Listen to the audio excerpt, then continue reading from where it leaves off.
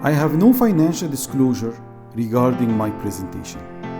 Female patient, 65 years old, history of drop of vision was gradually after trauma since 5 years.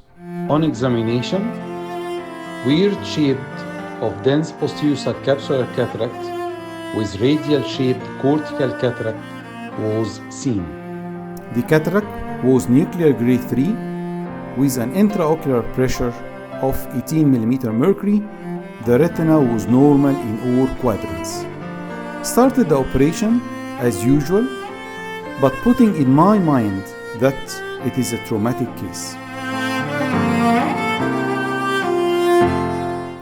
As I started doing the capsulorhexis with the forceps, wrinkles appeared only at the temporal side, and the rest of the anterior capsule was normal.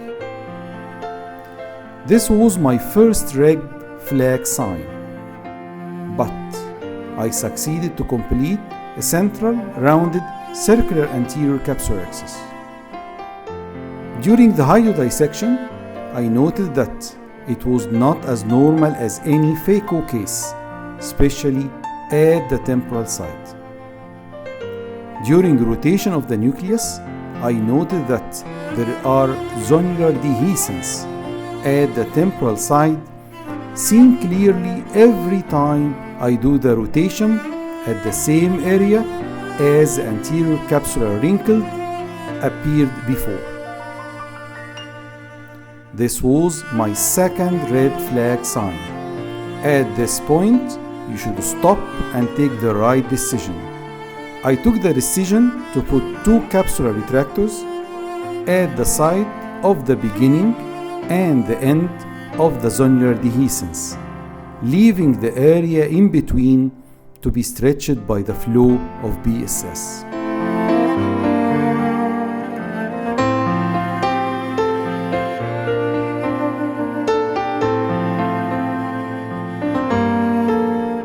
This accurate decision, taken at the proper time, made me complete chopping of this hard nucleus with a stop and shop technique, with full stability of the capsular bag, even during cracking of the nucleus.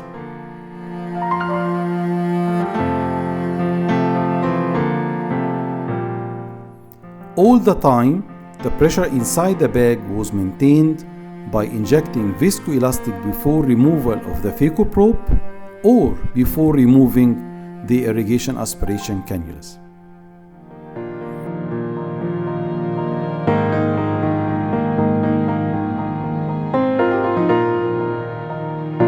CTR is mandatory in these cases, and it is preferable to postpone the injection of the CTR just before implantation of the IOL, as much as the process is safe till this time. Removal of the capsular retractors were done safely before implantation of a single-piece hydrophobic IOL inside the bag. Removal of the viscoelastic was done leaving the IOL central after hydration of the wounds were done.